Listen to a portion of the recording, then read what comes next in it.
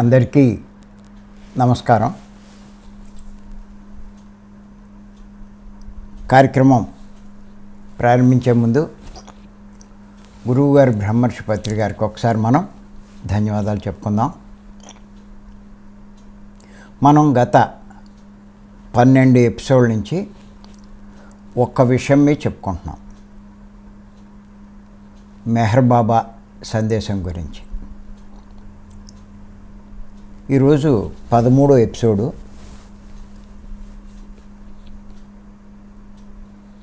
ఏమిటంటే ఆ విషయం, గురువు యొక్క సహాయం. ఎవరైతే ఈ జ్ఞాన మార్గంలోకి వస్తారో, ఈ మోక్ష మార్గంలోకి, వారికి తప్పనిసరిగా గురువు యొక్క సహాయం అవసరమని చెప్పి మెహర్ బాబా వారు చెప్పడం జరిగింది. ఆయన ఏమన్నారంటే, సాధకుడు తనకు తానుగా చేసుకోవచ్చు, కానీ 6వ భూమిక గురువు సహాయం లేకుండా దాటడం అన్నది అసాధ్యమని చెప్పారు ఆయన. అంతేకాదు, మధ్యస్థ భూమికల్లో కూడా ఆగిపోవచ్చు అని చెప్పి ఆయన చెప్పడం జరిగింది. అని చేత ఏమిటి అంటే, మరి ఆ భూమికల్లో ఆగిపోతారు అని ఆయన అన్నప్పుడు, మరి భూమికలు అంటే ఏంటి అన్నదానికి ఈ జ్ఞాన మార్గంలో ఆ భూమికలు ఏమిటి అన్నది మనకి పత్రిగారు తులసి దళంలో ఇవ్వడం జరిగింది. 7 జ్ఞాన భూమికలు అని. వాటిలో 6 భూమికల గురించి చెప్పుకున్నాం. ఇప్పుడు 7వ భూమిక గురించి చెప్పుకుంటున్నాం. ఏమిటంటే 7వ భూమిక తురియం.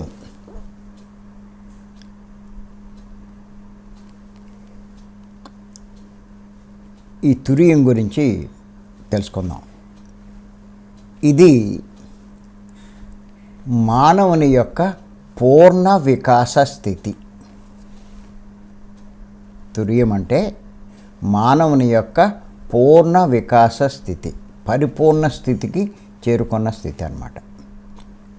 సిద్ధుడు బుద్ధుడు అయిన స్థితి. సిద్ధుడు బుద్ధుడు అయిన స్థితి. అందరినీ యోగులుగా, సిద్ధులుగా, బుద్ధులుగా మలచడానికి కంకణం కట్టుకొని ఆ పరిశ్రమలో, ఆ కృషిలో పూర్తిగా నిమగ్నమై ఉన్న వాళ్ళనే బుద్ధుడు అంటారు.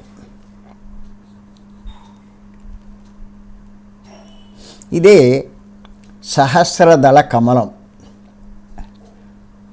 అంటే 1000 పడగల పాము అని కూడా అంటూ ఉంటారు.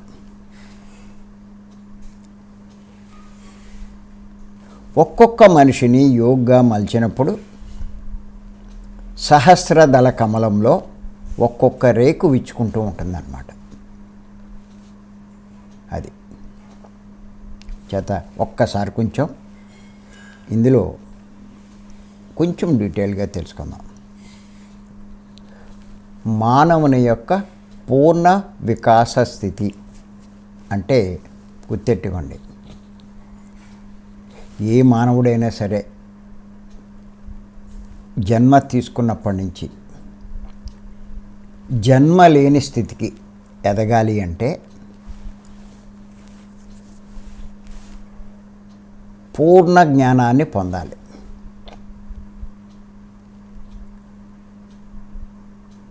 ఏదో కొద్దిగా జ్ఞానం సంపాదిస్తే సరిపోదు, పూర్ణ జ్ఞానాన్ని పొందాలి.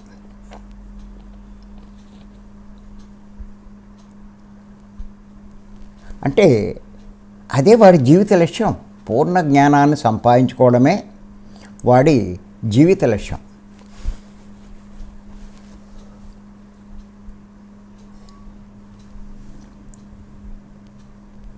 ఒక రకంగా దాన్ని ఎన్లైటన్మెంట్ అంటారు, మోక్షం అంటారు. మనం అలా ఏదైనా చెప్పుకోవచ్చు. నిర్వాణమని, పూర్ణాత్మస్థితి అని, సహసృష్టికర్త అని, ఇంకా ఏదైనా దానికి చెప్పుకోవచ్చు.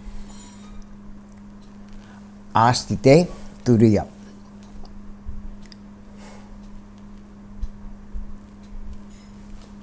అంతకుముందు వాడు సిద్ధుడు. ఈ స్థితి రాకముందు వాడు సిద్ధుడు. మనం చెప్పుకున్నాం 6వ భూమికలో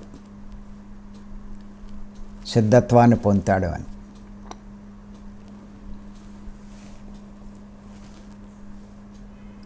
సిద్ధత్వము అంటే సిద్ధులు పొందినవాడు. అతీంద్రియ శక్తులు.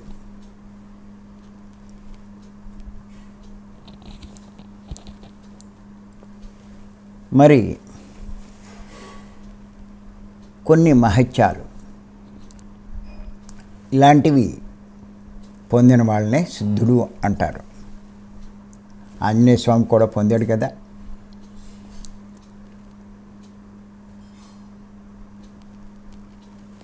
అష్టసిద్ధులు అని.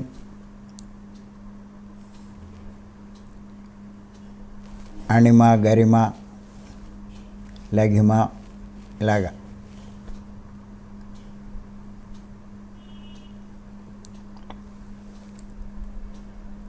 అలాంటి సిద్ధులు పొందినవారు ఆంజనేయ స్వామిలో. అది 6వ స్టేజ్.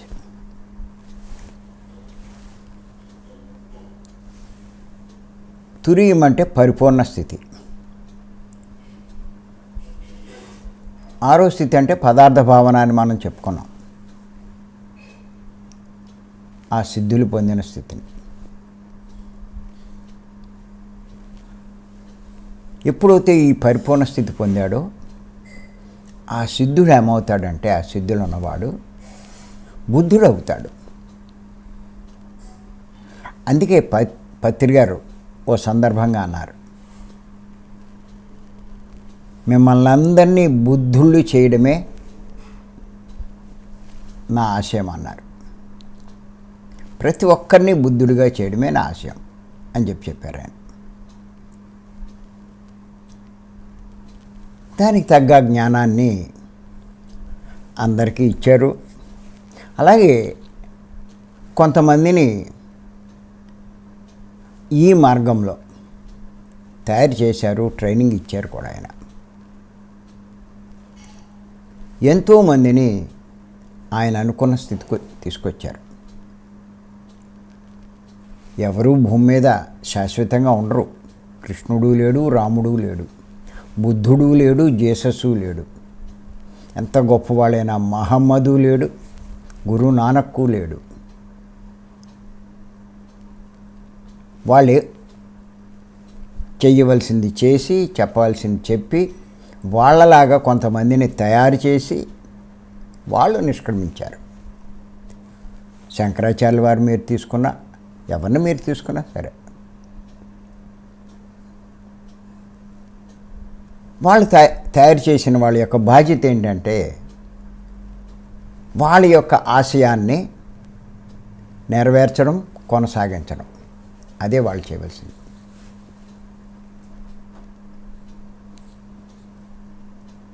ఏం చేస్తారు వాళ్ళు? ఆ బుద్ధుడు కానీ పత్రి గారు కానీ ఏం చేశారు అంటే, అందరినీ యోగులుగా,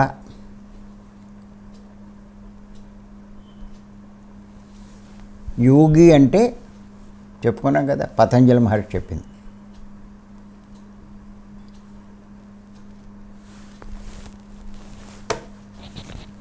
చిత్తవృత్తులు నిరోధించుకోవడమే యోగత్వం. అలాంటి సాధన వాళ్ళకి చేస్తూ ఉంటారు వాళ్ళు. ఇప్పుడు అదే పని మనం చేస్తున్నాం.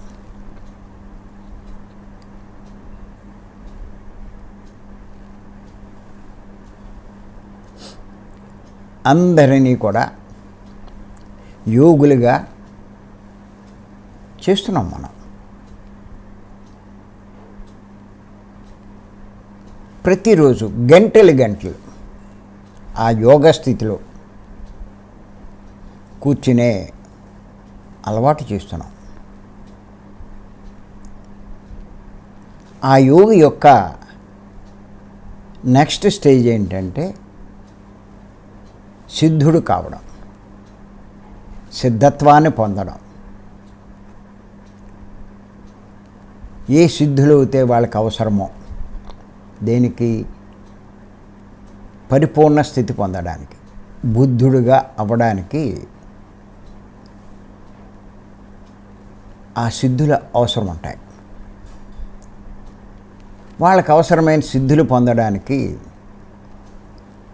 ముందు యోగి అవ్వాలి. ఆ యోగత్వాన్ని సాధన చేయాలి. చేస్తే అవుతాడు. అవకుండా ఎందుకు ఉంటాడు? ఆ పట్టుదలగా, దీక్షగా, శ్రద్ధగా చేస్తే అవుతాడు. అలా ఈ పూర్ణస్థితి పొందిన ఈ పత్రిగారి లాంటి వాళ్ళు ఎంతోమంది ఉన్నారు. ఇంకా ముందు ఎంతోమంది వస్తారు కూడా, లేకుండా ఉండరు.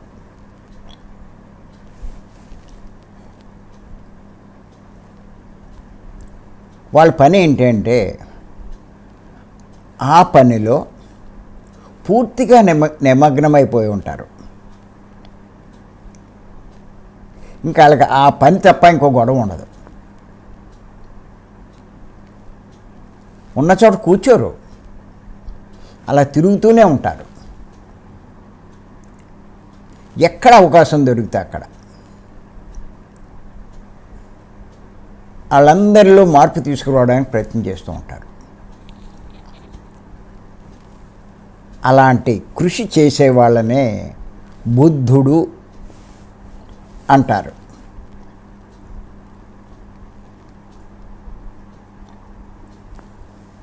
ఆ పూర్ణస్థితి, ఆ సహస్రార స్థితి మరి పొందడం అంటే ఇదే. ఇంకేతంటే వాళ్ళకి తెలుసు తాను ఒక్కొక్కళ్ళని ఒక యోగిగా మలిచినప్పుడు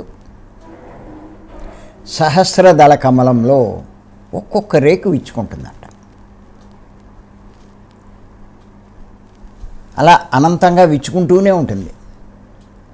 వాళ్ళు అలా కృషి చేస్తూ ఉంటారు, అందరిలోనూ మార్పు తీసుకొస్తారు, అందరినీ యోగులుగా తయారు చేస్తూ ఉంటారు. ఇది సృష్టి ధర్మం. ఎవడైనా సరే భూమి మీదకి వచ్చి తాను పరిపూర్ణత్వాన్ని సాధించినప్పుడు ఊరికే కూర్చోడు. అందరినీ ఆ రకంగా చేయడానికే వాళ్ళు కృషి చేస్తారు.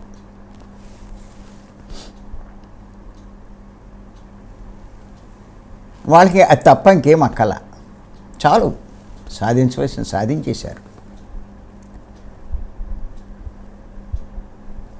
అంటే ఆ పూర్ణస్థితి అంటే బ్రహ్మర్షి, ఆ బ్రహ్మజ్ఞానం పొందినవాడు అందరినీ బ్రహ్మర్షులుగా, బ్రహ్మజ్ఞానం పొందేవారిగా చేయడానికే తపన పడతాడు. అంచేత గుర్తెట్టుకోండి,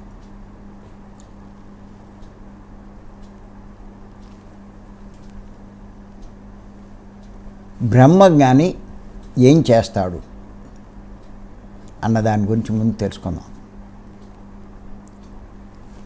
ఎవరైనా సరే మంచి విషయాన్నంతటినీ తానొక్కడే అనుభవించడం వల్ల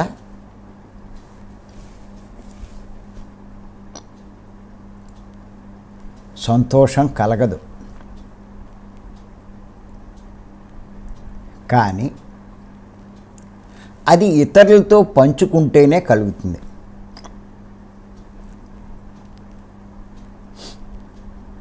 అలాగే అద్వైతానుభూతి వల్ల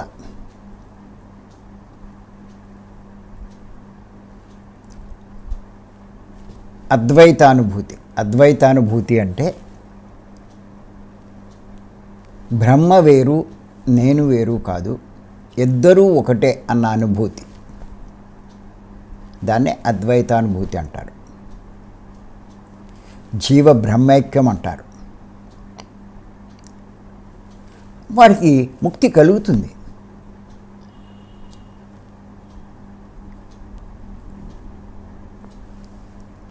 ఈ అద్వైతానుభూతి వల్ల వాడికి సొంతంగా ముక్తి కలుగుతుంది వ్యక్తిగతంగా.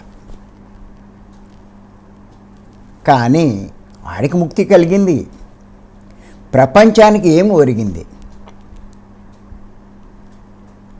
అంటే ఏమి ఉపయోగం లేదు. వీడికి ముక్తి కలిగింది కానీ ప్రపంచానికి ఉపయోగం లేదు. అంచేత వాళ్ళు ఏం చేస్తారంటే, ఆ స్థితి ఉన్నవాళ్ళు ఈ శరీరం వదిలిపెట్టేలోగా సర్వప్రపంచానికి ముక్తి కలగజేసే ప్రయత్నం చేస్తారు.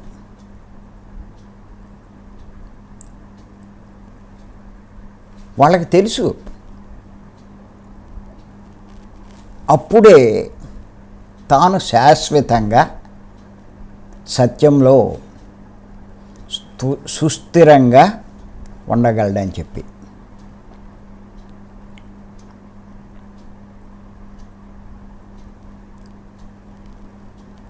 అంచేత వాళ్ళు ఏం చేస్తారంటే, ఈ శరీరం వదిలిపెట్టేలోగా సర్వప్రపంచానికి తాను ఎలా ముక్తి పొందాడో వాళ్ళకి ముక్తి కలగజేయాలి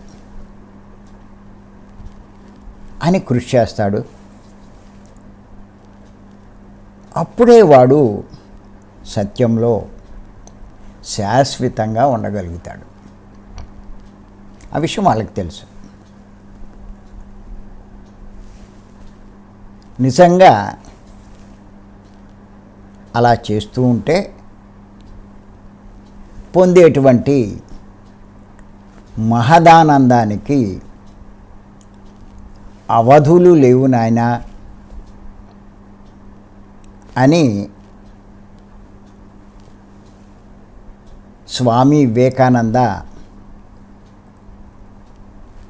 ఆయన సంపూర్ణ గ్రంథావళి 7వ భాగంలో 162వ పేజీలో శిష్యునికి బోధించాడంట.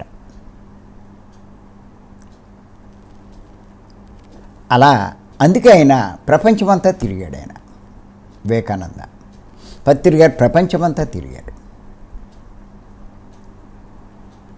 బుద్ధుడు తిరిగాడు, శంకరాచార్య వారు తిరిగారు, అంతా తిరిగారు. అటువంటి వాళ్ళంతా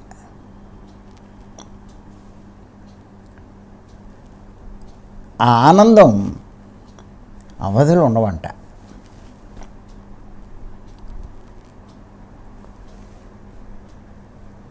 నిజంగా వివేకానంద చెప్పింది మీకు కూడా అర్థమవుతుంది. మీరు ఈ ప్రయత్నం చేయండి. మిగతా వాళ్ళకంతా మీరందరూ కూడా చాలా గొప్పవాళ్ళు, ఇంత జ్ఞానం తెలుసుకుంటున్నారు, ఇంత జ్ఞానం పొందుతున్నారు. మీకు తెలుసున్న దాన్ని ఇతరులకు బోధించే ప్రయత్నం చేయండి. అప్పుడు మిమ్మల్ని మీరు గమనించుకోండి, ఎంత ఆనందం పొందుతారో. ఆ రోజంతా మీకు ఎలా ఉంటుందో అనుభూతి చెందండి.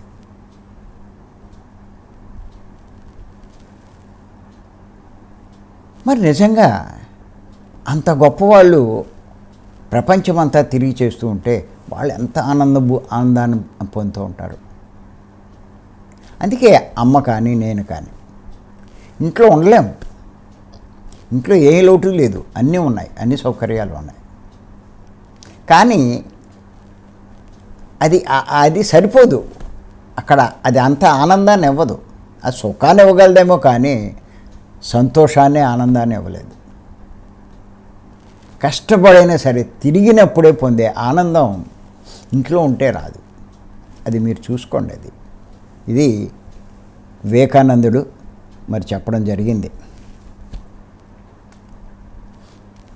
అంచేత ఆ బ్రహ్మజ్ఞాని బ్రహ్మజ్ఞానం పొందినటువంటి ఆయన ఇతరులను కూడా బ్రహ్మంగా జీవించేటట్లు చేస్తాడు. ఆ విధమైన సేవ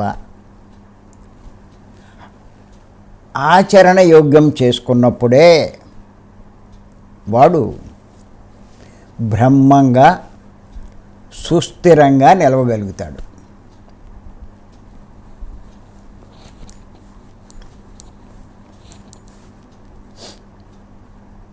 అందుకే పత్రిజీ అందరికీ బ్రహ్మజ్ఞానం బ్రహ్మానందం ఇవ్వాలని చెప్పి అంటారు.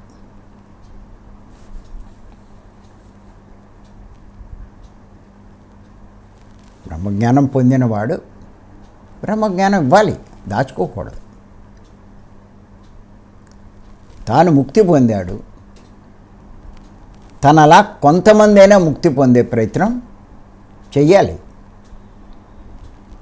అది సృష్టి ధర్మం. దాన్నే తీర్థంకర గోత్రబంధం అంటారని చెప్పి పత్రిక తులసి దళంలో మనకి చెప్పడం జరిగింది. తీర్థంకర గోత్రబంధం. సహజంగా మనకు మనం ముక్తి పొందితే చాలనుకుంటాం.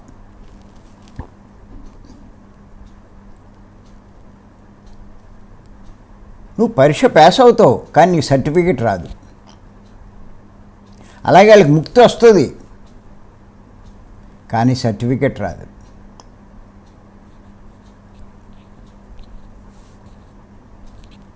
అంచేత ముక్తి పొంది పైకి వెళ్ళిపోయిన వాళ్ళు గొప్పవాళ్ళు కూడా మళ్ళీ పంపుతారు. నువ్వు ఒక్కడే పైకి దాటిపోదాం అనుకుంటున్నావు, దొబ్బదు, మళ్ళీ ఇల్లు కొంతమంది తయారు చేయి, నువ్వు తెలుసుకున్న ఆ జ్ఞానాన్ని ఆ మార్గాన్ని వాళ్ళకి బోధించు అని. అందుకే అమ్మ కానీ నేను కానీ చెప్పకుండా ఉండలేం. మాకు తెలుసున్న జ్ఞానాన్ని మీ అందరికీ చెప్పకుండా ఉండలేకపోతున్నాం.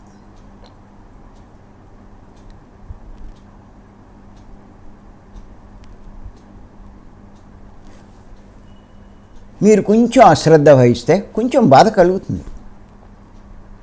అరే ఇంత అద్భుతమైనటువంటి గొప్ప జ్ఞానం అశ్రద్ధ చేస్తారేటి, బద్దకిస్తారేటి అని కొంచెం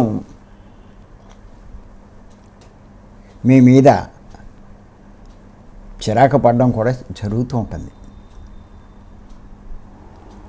ఆ రకంగా బతికించే వాళ్ళ పట్ల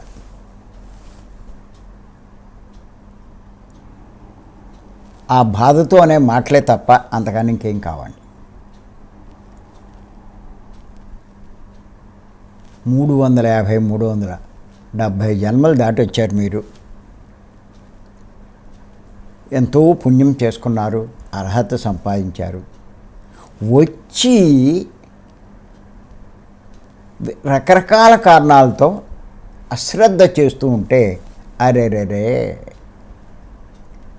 వచ్చి కూడా వీళ్ళ అశ్రద్ధ చేస్తున్నారే అనేటువంటి ఆవేదన, అంతకన్నా ఇంకేం కాదు. ఆ శ్రద్ధ కొంచెం పెడితే ఈ జన్మలోనే ఎంత గొప్పగా ఎదిగిపోతారండి మీరు.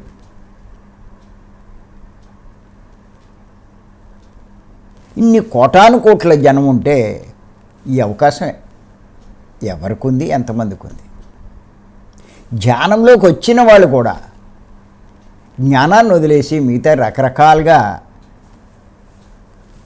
ఉపయోగించుకుంటున్నారే. మరి ఆ జ్ఞానాన్ని మనం పొందగలుగుతున్నామే, ఎంత అదృష్టం.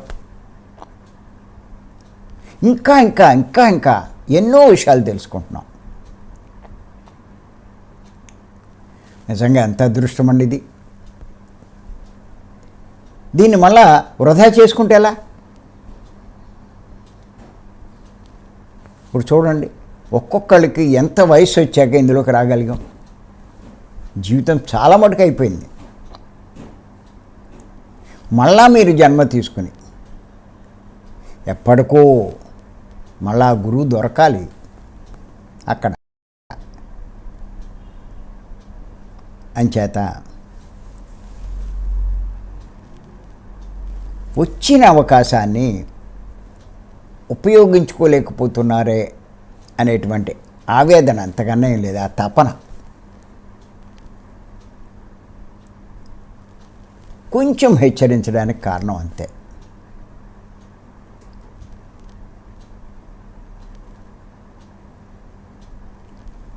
మీరు ఎంత నష్టపోతున్నారో మీకు తెలీదు. మీ అశ్రద్ధ వల్ల, మీ పొరపాట్ల వల్ల. అంచేత గురువు యొక్క బాధ్యత మిమ్మల్ని హెచ్చరించడం.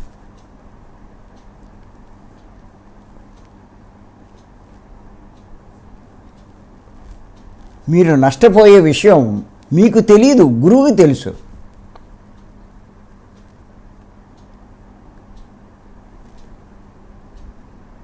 గ్రహించుకోండి. ఇది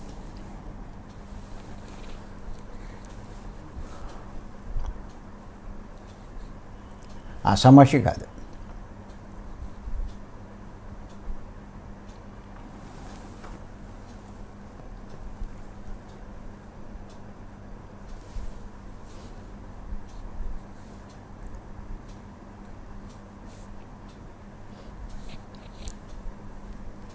మీరు అనుకోవచ్చు మనకేమవుతుందని. గుర్తుపెట్టుకోండి, కొంచెం అలా కృషి చేయండి. ఈ జన్మలోనే మీరు సాధిస్తారు. అది ఉంది, మీ అందరికీ అవకాశం ఉంది. అన్నీ వదిలేసి వెళ్ళిపోవాలేమో అనుకుంటారు. ఏమక్కల, చేసుకునేవన్నీ చేసుకోండి, శ్రద్ధ పెట్టండి. మీరు ఇలా పట్టుదలగా చేస్తున్నారనుకోండి, నేచరే మీకు అవకాశాలు కల్పిస్తుందండి. నేను ఈ మాట ఇంతకుముందు కూడా చాలాసార్లు చెప్పాను. నేను మీలో ఉన్న తపన చూసి, ఆ శ్రద్ధ చూసి నేచరే ఆ పరిపూర్ణ స్థితికి మీరు చేరుకునే అవకాశాలు కల్పిస్తుందండి. అలాంటి వాతావరణం మీకు కల్పించబడుతుంది. అంటే మీ సంసారంలో, మీ కుటుంబంలో మీకున్నటువంటి ఆటంకాలు, అవరోధాలు అన్నీ మెల్లిగా తొలగిపోతాయి.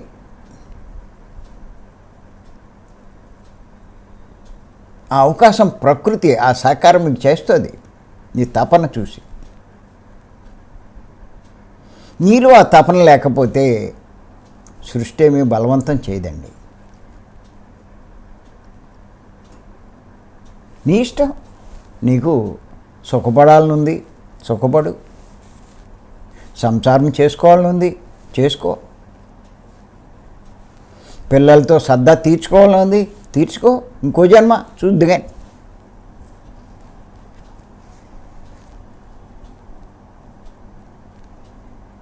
మీ అబ్బాయిని ప్రయోజకుడు చేయాలని ఉంది, చెయ్యి.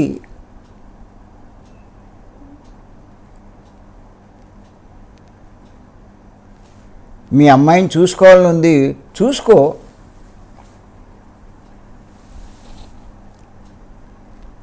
మీ ఆయనతో సరదాగా గడపాలని ఉంది, భర్తతోటి లేకపోతే భార్యతోటి గడుపు. నువ్వు ధనం సంపాదించి గొప్పవాడు అవ్వాలని ఉంది, సంపాదించుకో. ఎవరొద్దంటారు? ఏది బలవంతం కాదు.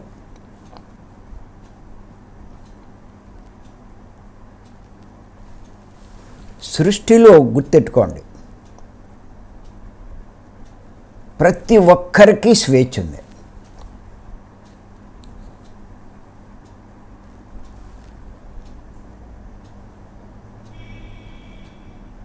వారి పూర్తి స్వేచ్ఛ ప్రకారం, వారి ఇష్ట ప్రకారం వారి జీవించే హక్కు ప్రకృతే కల్పించింది.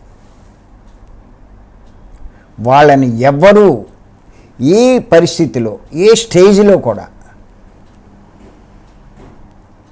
ఎక్కడా బలవంతం ఉండదు. మీ ఇంట్లో బలవంతం చేయొచ్చు, నీ భర్తో భార్యో ఎవరైనా సరే. ఆ ప్రకృతి అంటే భగవంతుడు ఎప్పుడు ఏ విషయంలోనూ బలవంతం చేయడు. మనం మరణానంతర జీవితం గురించి చెప్పుకున్నాం. మనం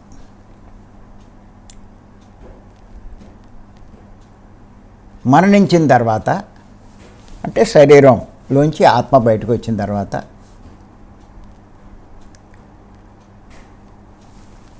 ఆ ఇంట్లో చేసే పనులు అలాగే చేస్తారు. పైనుంచి 2 సహాయకులు వస్తారు. అది మనం చెప్పుకున్నాం. వాళ్ళు చెప్తారు వీడికి, బాబు నీ పని అయిపోయింది, వెళ్ళిపోదామని. కానీ వాడికి ఉన్న ఈ మమకారాల వల్ల ఆ సంసారం మీద, భార్య మీద, పిల్లల మీద, ఆ ధనం మీద, వాడు సంపాదించుకున్న వాటి మీద ఎంతో మమకారం, ఎంతో ఇష్టంతో చేసుకున్నాడు. వాటిని వదిలి వెళ్ళడం వాడికి ఇష్టం లేక వాళ్ళందరినీ వాళ్ళతో రానంటాడు. ఎంత చెప్పినా రానంటాడు. 3 రోజులు చూస్తారు, వారం రోజులు చూస్తారు, ఆఖరికి 11 రోజులు చూస్తారు. వాళ్ళు చూసి ఆఖరికే చెప్తారు, ఇంకా వస్తావా రావా, మేము వెళ్ళిపోతున్నాం, నువ్వు ఇంక ఇలాగే ఉండిపోతావు అంటే, సరే మీరు వెళ్ళిపోండి అని చెప్పి నిర్మోహమాటంగా చెప్తాడు. అప్పుడు ఈ సృష్టిలో ఏది బలవంతం లేదు కదా, అంచేత వాళ్ళు వెళ్ళిపోతారు. వచ్చారు అవకాశం, వాడు తర్వాత చేయవలసింది, జరగాల్సింది దానికోసం వచ్చారు. కానీ వాడు ఒప్పుకోలేదు, అంచేత వాళ్ళు వెళ్ళిపోతారు. అలాగా వాడు ప్రేతాత్మ అయిపోతాడు, అంటే దెయ్యం అయిపోతాడు. ఏం చేస్తాడు? భార్య దగ్గరికి వెళ్తాడు, ఏడవకే అంటూ ఉంటాడు. ఆవిడకేం తెలీదు, వీడు ఏం చెప్పినా ఏం చేసినా ఆవిడకేం తెలీదు. అలాగే పిల్లలతోటి వాళ్ళకి కూడా ఇంకా డైరెక్షన్లు ఇస్తాడు, ఊరే మీరు అది చేసుకోండి ఇది చేసుకోండి అంటూ.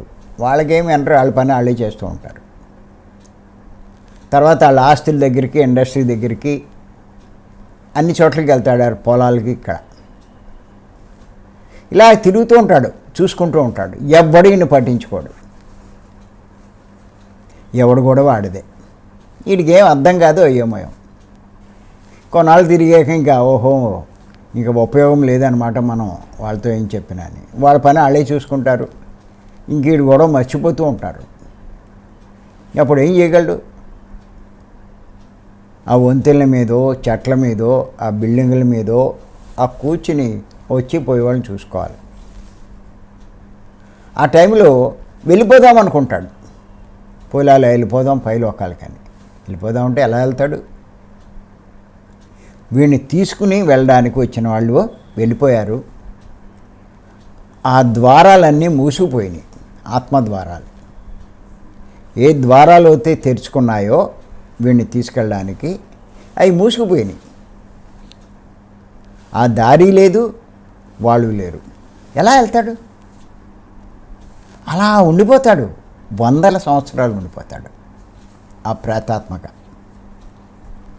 ఉండి ఉండి ఉండి ఉండి అలాగ నిలబడి ఆ కూర్చుని ఇంకా బోరు కొట్టేస్తుంది ఆడికి.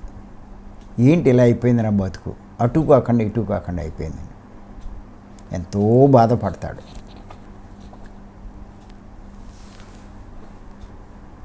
అరే వాళ్ళు కూడా వెళ్ళిపోయినా బాగుండే అని ఎంతో మదన పడతాడు. ఇక్కడ ఉంటే ఈ లేకుండా అయిపోయింది, ఎవడూ నన్ను పట్టించుకోవట్లేదు, నా మాటలు ఎవడో వింటలేదు. పోలే వెళ్ళిపోదామా అంటే వెళ్ళడానికి లేదు. ఇప్పుడు ఎలా నా పరిస్థితి? చాలా అయోమయంలో పడిపోతాడు. ఇంకా వాళ్ళు ఏమైనా సరే వెళ్ళిపోవాలి, నేను ఇక్కడ ఉండను అని బలంగా నిర్ణయించుకుంటాడు. ఎప్పుడైతే వాళ్ళు అంత బలంగా నిర్ణయించుకుంటాడో అప్పుడు ఆ లోకాల నుంచి ఎవరో ఒకళ్ళు వచ్చి వాడిని మళ్ళా వాడు వెళ్ళవలసిన లోకాలకి తీసుకెళ్తారు.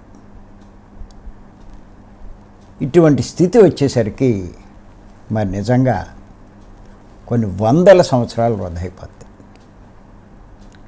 ఏమండి, జీవించి ఉన్నప్పుడే ఆత్మ గురించి ఏమీ చేసుకోకుండా ఒక్క పని కూడా చేయలేదే ఆత్మలాభం కోసం, ఎంతసేపు ఆ పిల్లల కోసం, ఆ సంసారం కోసం, ఈ దేహం కోసం చేశారే. ఆ పాటలన్నీ సంపాదించిన ఏం చేసినా అన్నీ దానికే ఖర్చు పెట్టారే. వాటికి ఆత్మ కోసం కొంచెం కూడా ఖర్చు పెట్టలేదే.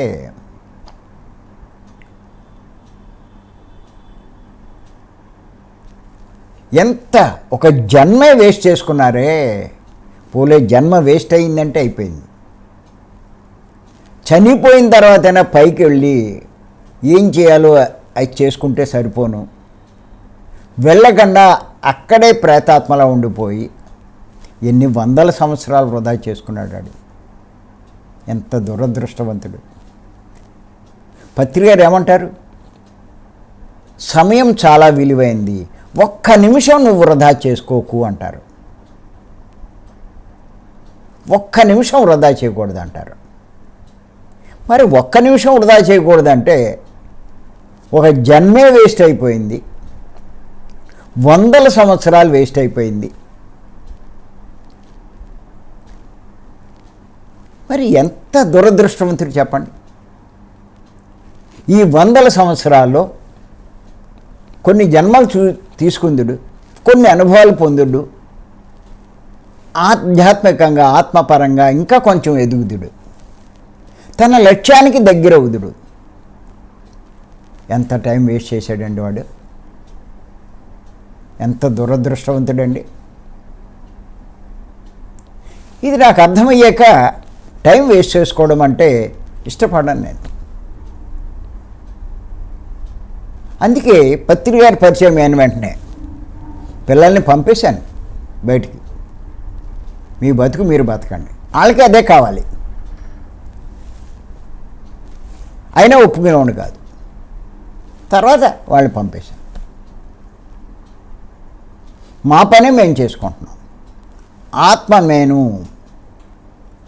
అన్న అవగాహన కలిగాక ఆత్మ కోసమే జీవిస్తున్నాం, ఆత్మ లాభం కోసమే చేస్తున్నాం. ఈ శరీరం ఉన్నంత వరకు ఈ శరీరాన్ని ఆత్మలాభానికి ఉపయోగించాలి. అదే మేము చేసుకునేది. ఉంటుంది, ఎన్నాళ్ళు ఉండాలో అంత ప్రకృతి నిర్ణయం ప్రకారం జరుగుతుంది.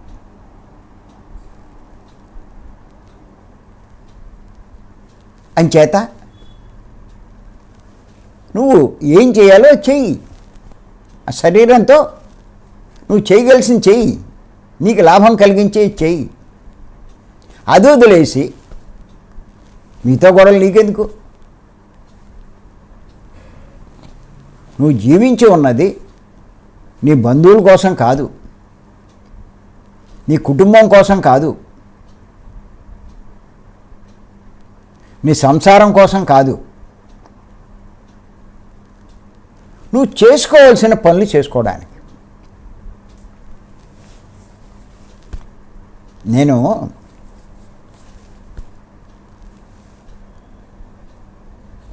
నాకు మేడంకి ఇద్దరికీ కూడా ఒకేసారి వచ్చింది కరోనా టైంలో. ఇద్దరిని హైదరాబాద్ తీసుకెళ్ళారు.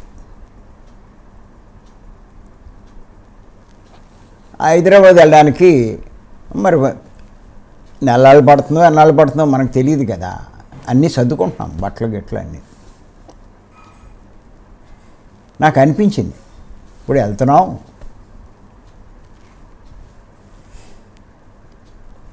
ఇదే ఆఖరేమో అక్కడి నుంచి అలా వెళ్ళిపోవాల్సి వస్తుందేమో అనుకున్నాను. అప్పుడు అనిపించింది ఇవన్నీ సర్దుతున్నావు చేస్తున్నావు, రేపు పొద్దున్న ఇవన్నీ మళ్ళీ చూసే అవకాశం ఉంటుందో ఉండదో. ఏ బీరువాలు అవుతే ఏయో అయితే ఇంట్లో ఉన్నాయో లేకపోతే ఇవన్నీ ఉన్నాయో వీటి కోసం చూస్తున్నామో, అవన్నీ చూస్తామో లేదో, వాటితో ఇంక సంబంధం ఉండదేమో అలా అనిపించింది. ఇంకెక్కడితో వీటితో రుణం తీరిపోయిందేమో, ఇంక ఇలా వెళ్ళిపోతామేమో అని. మళ్ళా కాసేపటికి అనిపించింది, పత్రిక గారు చెప్తూ ఉంటారు కదా, నువ్వు చేయవలసింది ఉంటే నువ్వు పైకి వెళ్ళవు అన్నారు, నువ్వు చేయవలసింది అయిపోతే నువ్వు ఉండాలన్నా ఉండవు అన్నారు.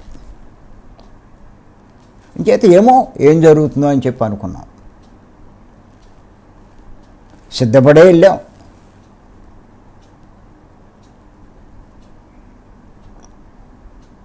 ఎవడు వెళ్ళట్లా, ఎంతమంది వెళ్ళట్లా, ఎవడుంటాడు పర్మనెంట్గా? అంతా వెళ్ళేవాళ్ళే. వెళ్ళే లోపల నువ్వు చేయవలసింది చేస్తున్నావా లేదా? నువ్వు ఆత్మవు, ఆత్మ లాభానికి, ఆత్మ ఉన్నతికి, ఆత్మ ఉద్ధరణకి నువ్వు చేయవలసింది చేస్తున్నావా లేదా అది చూసుకో. అది ముఖ్యం. పెద్దేదో అది సాధించాను ఇది సాధించాను, ఎవరికి కావాలి ఇవన్నీ? ఏముంటాయి? ఉండనివన్నీ ఎన్ని సాధించినా దండిగానండి. ఉండేదానికోసం చూడండి. నేను చెప్పేది అదే.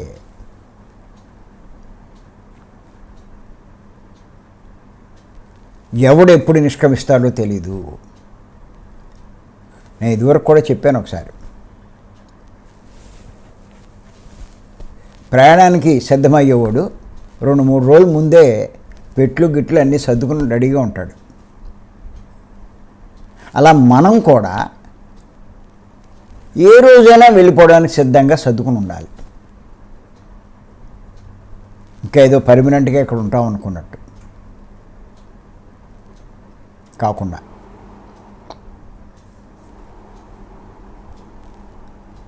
మన ప్రయాణం ఏ రోజు ఉంటుందో మనకు తెలియదు. నువ్వు సర్దుకోలేదు, ప్రయాణం చేయాలి సడన్గా, ఏం చేస్తావు? సర్దుకోలేదు. అలా ప్రయాణం చేస్తే పెట్టి సర్దుకోకుండా ఎవడైనా ప్రయాణాలు చేస్తాడా? ఎంత ఇబ్బంది చెప్పండి. అలాగే నువ్వు సర్దుకోకుండా వెళ్ళిపోయావు అనుకో, వీటి మీదే నీ భ్రాంతి ఉంటుంది. అరే రే రే ఆ పని చేయలేదే, ఈ పని మిగిలిపోయిందే, వాడికి అది చెప్పలేదే, నా భార్యకి ఇది సర్దలేదే, ఇలా దుష్టంతా దీని మీద ఉంటుంది. దీని మీద ఉండి పైకి వెళ్ళలేవు. నువ్వన్నీ సర్దేసుకున్నావు అనుకో, నిశ్చింతగా వెళ్ళిపోతావు. ఆ సహాయకులు కూడా పైలోకాలకి వెళ్ళిపోతావు. అది ఎందుకు సర్దుకుని ఉండాలి అంటే అదే కారణం. ఎప్పుడూ అనుకో, ఏమో రేపుడుతున్నది ఆఖరేమో, నువ్వేం చేయాలనుకుంటే అన్నీ చేసేసుకో, సరిపెట్టేయి, సర్దేసేయి. ఎవరికి చెప్పాల్సింది వాళ్ళకే చెప్పేయి. ఉండొచ్చు, ఉండకపోవచ్చు. ఉంటే చేసుకుంటావు, లేకపోయినా వెళ్ళిపోతావు. అది ప్రతి ఒక్కరూ ఇది గుర్తుపెట్టుకోవాలి. లేకపోతే నువ్వు శరీరం వదిలిన తర్వాత చాలా ఇబ్బందులు పడతావు, చాలా నష్టపోతావు.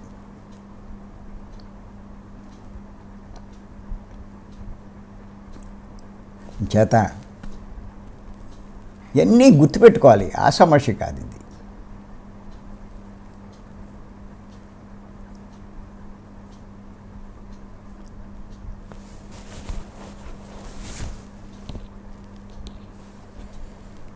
రేపు 3 రోజుల క్లాసులో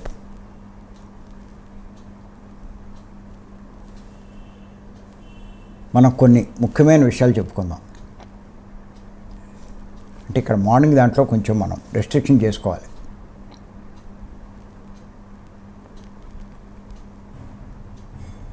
కొన్ని చాలా ముఖ్యమైన విషయాలు చెప్పుకుందాం.